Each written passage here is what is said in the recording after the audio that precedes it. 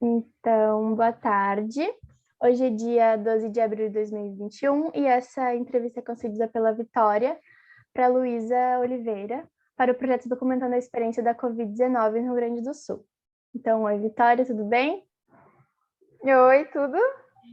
Eu sou a Luísa, então, bolsista de Iniciação Científica da CNPq, e essa entrevista faz parte do projeto Documentando a Experiência da Covid-19 no Rio Grande do Sul, como eu já tinha falado, e desenvolvido na Pontifícia Universidade Católica do Rio Grande do Sul.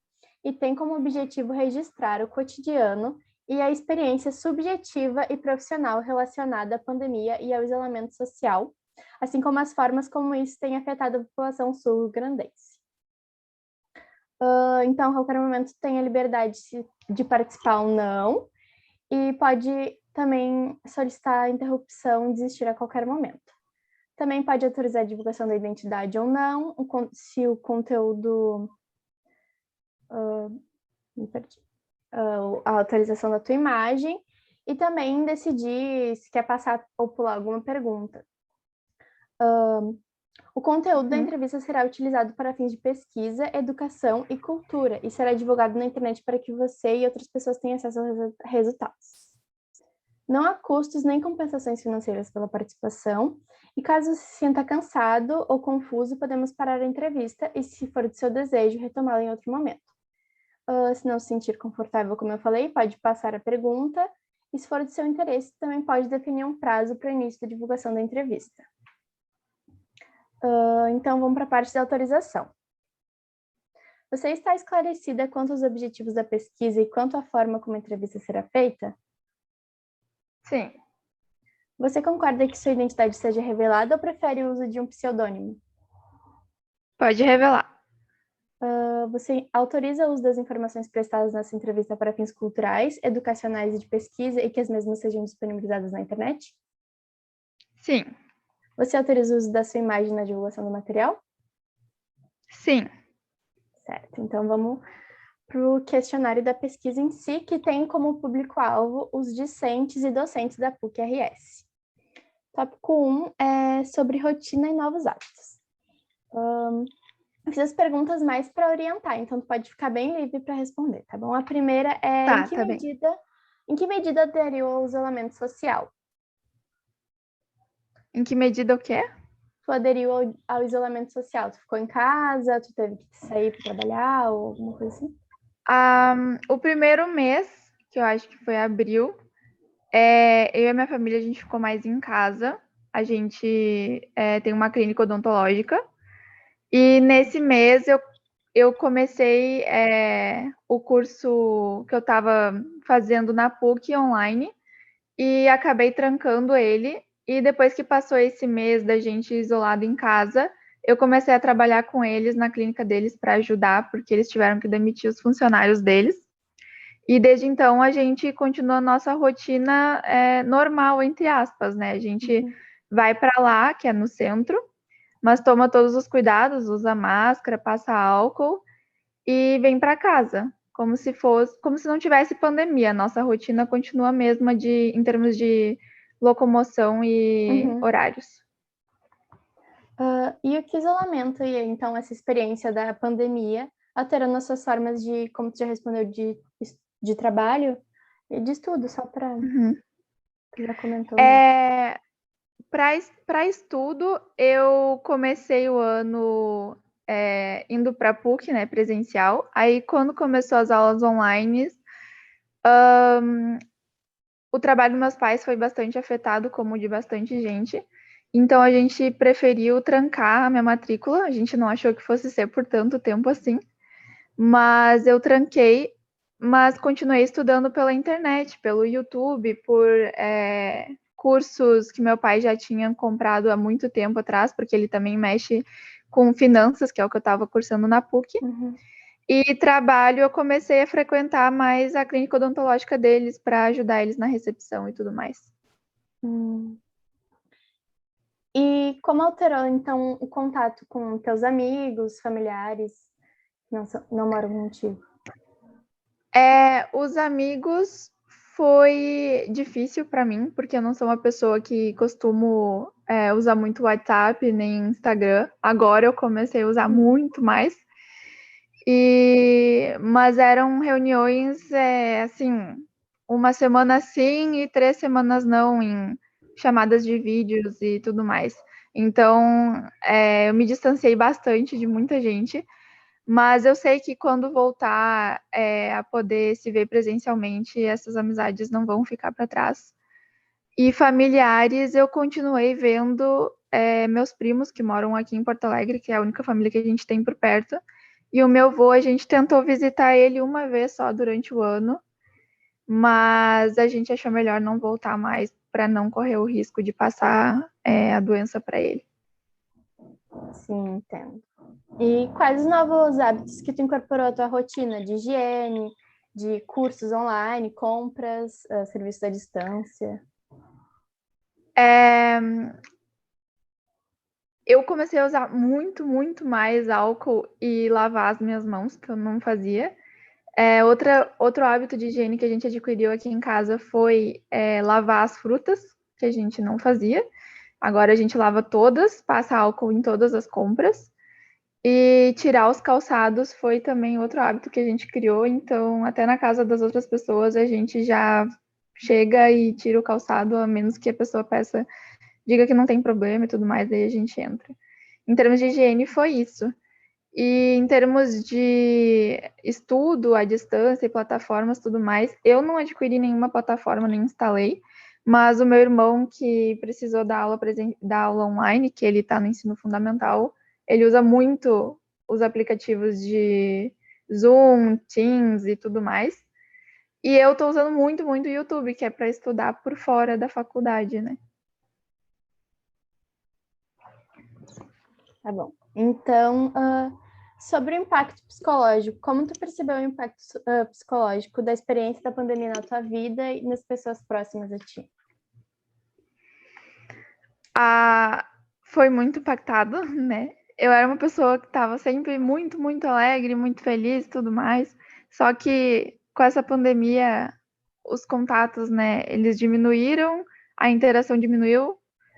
Aqui em casa, a gente não aguentava mais se ver todos os dias, as mesmas pessoas, conviver sempre.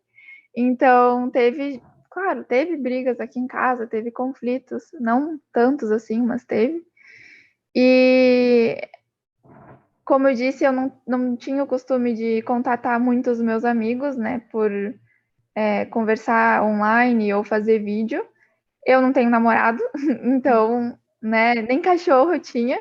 Então eu tava me sentindo muito sozinha, muito sozinha. Então me afetou bastante, assim.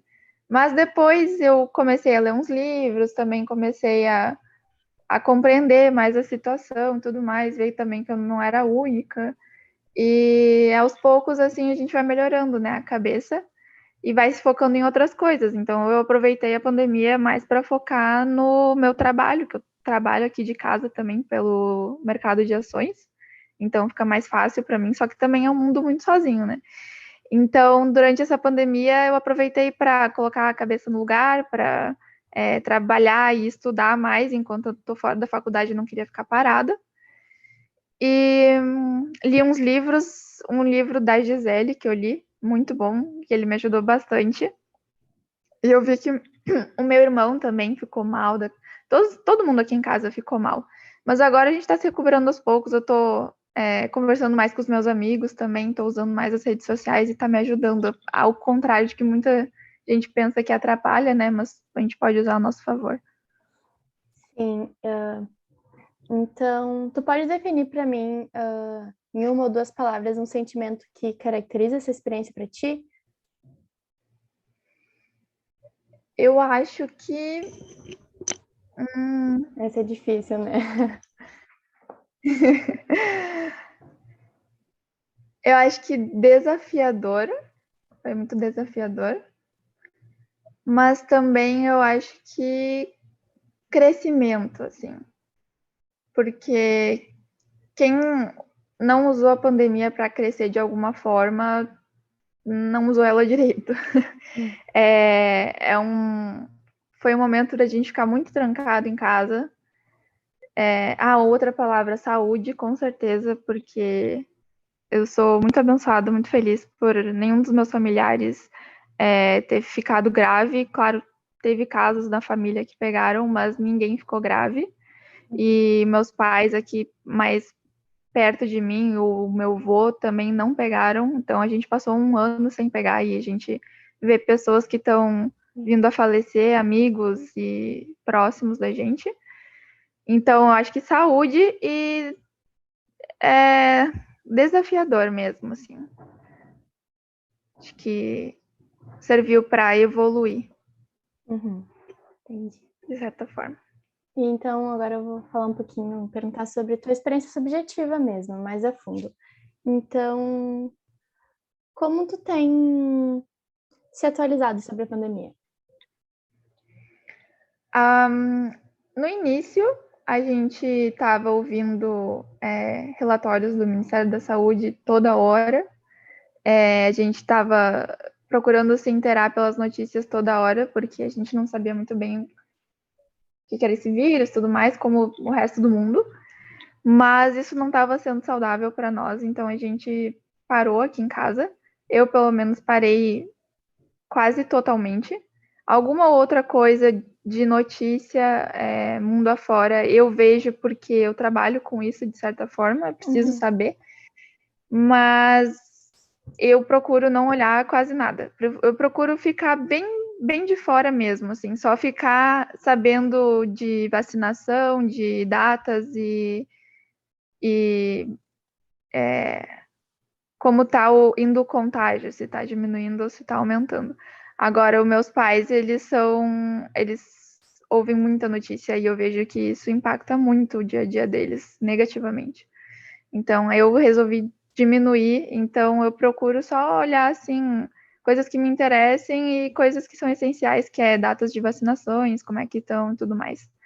Procuro não ficar muito pelas notícias. Sim, é que as notícias têm, acho que, um impacto muito grande no nosso psicológico também, né? Sim, com certeza. E sobre os impactos econômicos trazidos pela pandemia, foi muito grande na tua vida?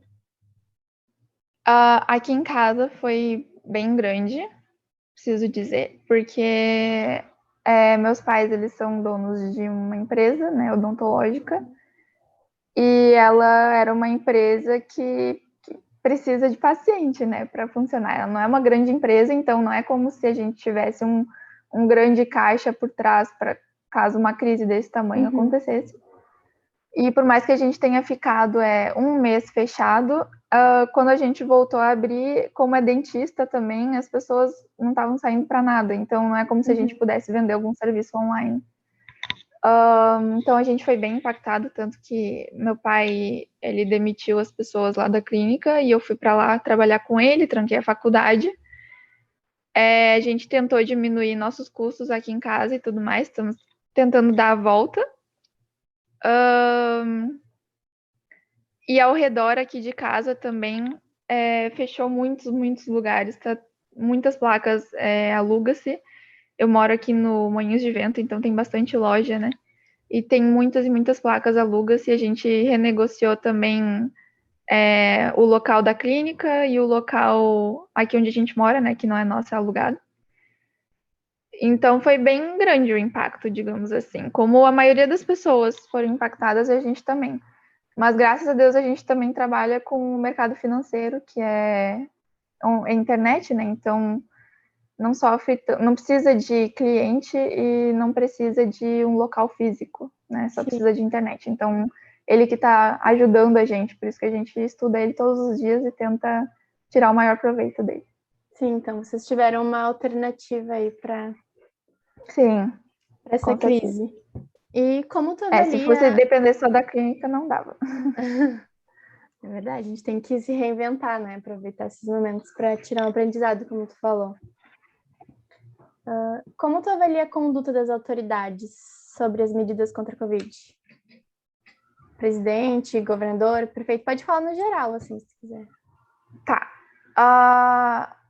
Na minha opinião, eu acho que o início foi coerente, porque ninguém sabia de nada. Não que agora a gente saiba alguma coisa, né, muito concreta, mas ninguém sabia como é que isso ia afetar a população, ninguém sabia o índice de contágio, ninguém sabia nada, né? Então, eu acho que eu concordo com eles no início, assim, que eles fecharam tudo, eles disseram, vamos nos organizar, vamos equipar os hospitais e tudo mais. Só que 1 ano depois, e ainda os estabelecimentos tudo fechar, eu acho que não é uma conduta tão coerente, porque as pessoas dependem disso. As pessoas precisam disso para conseguir viver, para sobreviver. Então, agora que o pessoal começou a sair em festa e teve ali carnaval, todo mundo foi para a praia, é óbvio que deu esse pico e as autoridades decidiram dar mais esse fechar e tudo mais. Mas eu acho que 1 ano nesse vai e vem prejudica muito, muito, muitas pessoas. E assim, não é só empresário que se prejudica, é quem trabalha com eles. Até a gente tem uma assistente aqui em casa, é que não é para chamar de faxineira, porque ela faz tudo, literalmente. Ela tá comigo desde que eu nasci, praticamente. E assim, a gente cortou um monte de coisa aqui em casa, mas tentou segurar ela, sabe? Porque a gente sabe que ela precisava de nós também. Então, eu acho que as autoridades se precipitaram em vários momentos em fechar os lugares, mas eu também concordo com elas que em momentos ali precisos, como esses de pico agora que teve, e momentos como o início da pandemia, que era para equipar os hospitais, eu concordo totalmente com eles. Só nesses outros vai e vens, assim, que eles proibiram ou colocaram restrições de horários que, na minha opinião, não tem tanta necessidade. Tem que falar em termos de vacina também? Só se tu quiser. É mais uma opinião em termos de mesmo. vacinação, eu sou totalmente a favor, né? E em termos de tratamento precoce ou não, se o remédio não vai fazer mal para ti, eu também sou super a favor. Mas vacinação, eu acho que é o único jeito da gente escapar, é vacinação, porque mesmo a gente se contagiando mais de uma vez, tem várias variantes e eu acho que vai ser uma vacinação que vai ter que ser anual, né? Como se fosse a da gripe. Então, as autoridades, em termos de posicionamento para compra de vacinas e vacinação em massa, eu super apoio.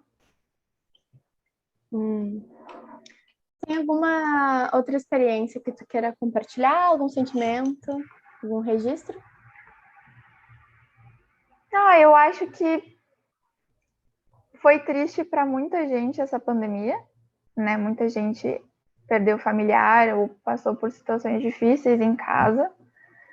Mas eu acho que a gente não pode perder a esperança ou não pode perder esse olhar para o futuro que vê que sim, isso vai passar, não vai ser para toda a vida e que a gente tem que aproveitar o tempo com quem a gente ama, sabe? Porque a gente nunca sabe o que vai acontecer, nunca sabe se amanhã ele vai vir a pegar esse vírus, vai vir a falecer ou qualquer outra doença, mesmo quando essa pandemia acabar. Eu acho que é isso que tem que ficar, é aproveitar o tempo com quem a gente ama e aproveitar também para evoluir nós mesmos, né? Tanto mentalmente, tanto profissionalmente, tanto manter contato com os amigos e tudo mais.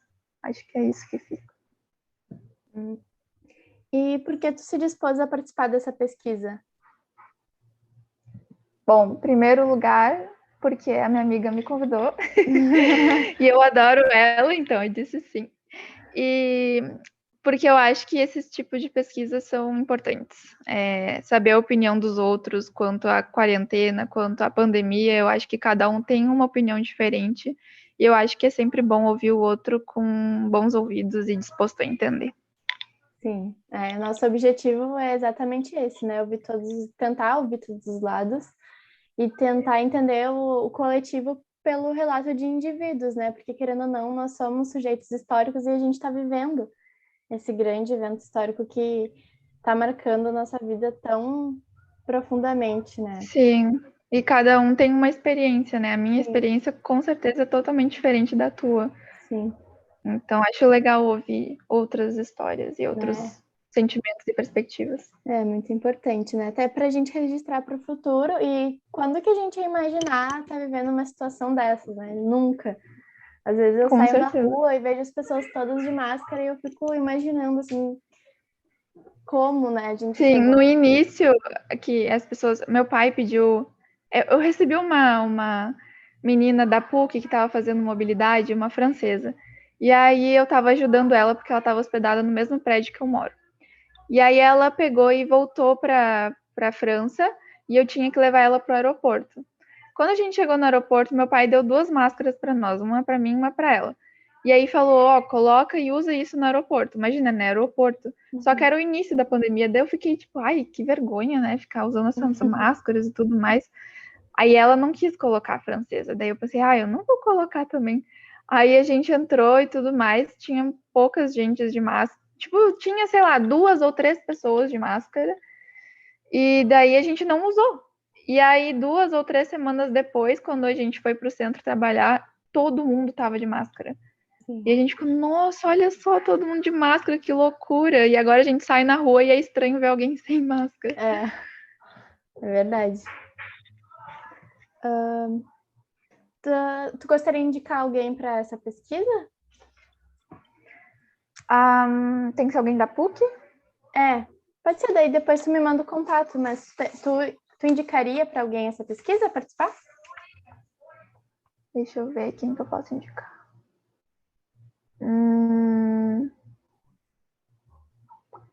Pode ser pro Pedro Lázari. É meu amigo, ele faz finanças dele também. Eu fiz humanismo com ele, eu acho. Viu aí, ó. Ele foi teu colega, ele disse. Tá bom, então podemos encerrar já. Acho que ele é de boa para fazer isso, ele sempre topa. Tá bom, eu vou chamar ele. Então, só para encerrar e reiterar aqui, tu mantém a autorização dada no início da entrevista para divulgação e uso da imagem? Sim. E é isso, então. Obrigada pela tua colaboração, Vitória. Tua opinião é muito importante. E saiba que está fazendo um papel muito, muito importante para mim, principalmente porque está sendo bastante difícil conseguir gente que queira participar.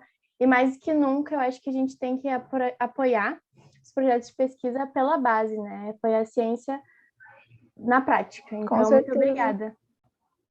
Eu fico agradecida por ter me convidado. Pode sempre me chamar quando precisar. Tá bom, eu vou parar a gravação aqui.